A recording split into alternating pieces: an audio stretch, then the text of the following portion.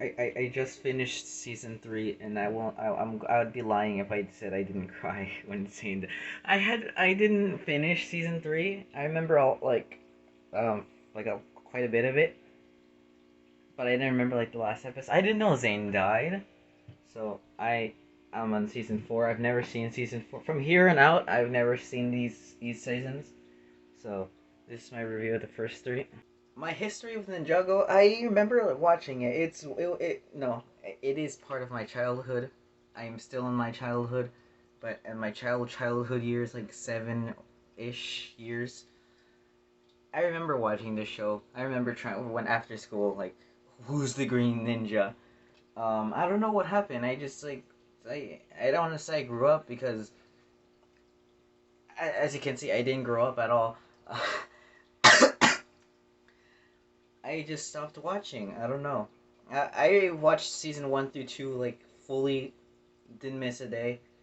But season 3 is just when I lost like not interest. It's just I just lost it and I just didn't watch it. And then it just kept on going. And I remember Ninjago. I'm like, oh yeah, Ninjago's cool.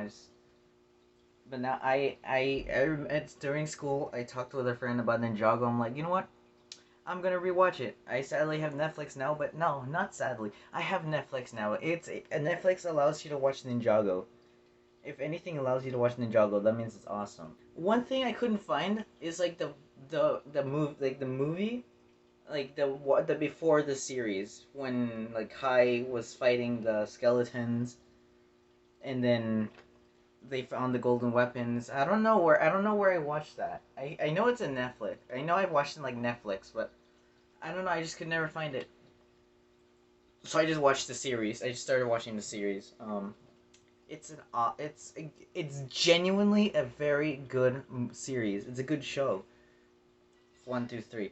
I'm talking about 1 through 3. I don't know. I can't say about 4 and so on. It's genuinely a good series. Um, it gets, especially season 3, it gets you knowing Zane and like the characters. It gets you pulled in, sucked in emotionally. You get invested in these characters. I I don't know how to feel about season 3. I like it. I like it a lot. It's just with the return of Pythor, I think it was just like move keeping and the return of the Overlord and Pythor is just they kept on like repeating their villains since they were like the villains of like the first and second season. So the first and second season combined, I'm like, it would have been too much if they brought back the Great Devourer. Okay. The final battle was like it just happened. I didn't feel like there was like a big build up. It just happened. Like one episode they were in space, they came back. The second episode the final battle happened. It wasn't like a big deal like in the second season with Lloyd losing and then breaking his leg, and then they have to go back to Ninjago, and then it was like big bombastic music, and then I love that when it's like over the top bombastic. You can tell something is happening.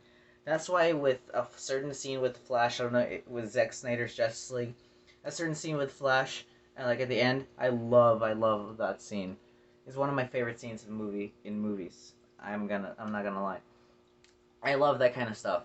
With this season, with the final battle, it just like I said, it just happened.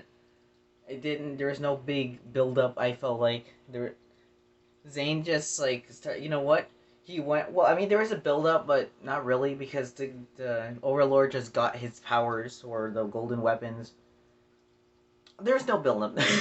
um, and Zane just like you know what they got captured. The ninja got captured, and Zane's like you know what help me, and then he bounced on them, and then like he didn't let go of the Overlord. He overheated his power source, and then boom. I loved that Zane sacrificed himself for the Ninjago, but I didn't feel like it was like something leading up to that. If I were to rank the seasons, I don't think like the first 3 anyway. I don't think I'd be able to do it because it's just 3. They're all great in their own way. The first season, a wave of nostalgia hit me. The second season, it's just a very good season, especially with Lloyd fighting the Overlord. And in this season, a very emotional season. it's not the best season because it's the second season, but it's like the most emotional season, which can win over like technicalities of best season, but technicalities can overshadow emotional seasons.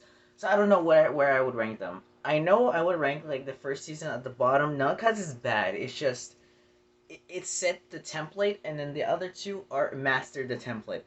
It's just yeah, the other two mastered it while the first one set it, which was so they had to be better than the first one, and it is better. The other two are better than the first ones. It's just that the first one set the template, and it's an awesome template.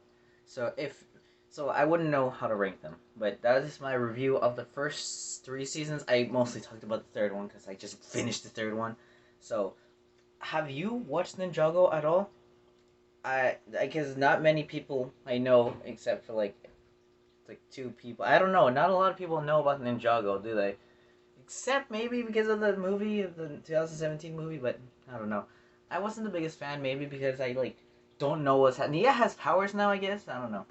But what are your thoughts on the first three seasons? And should I be excited to watch the rest of the series?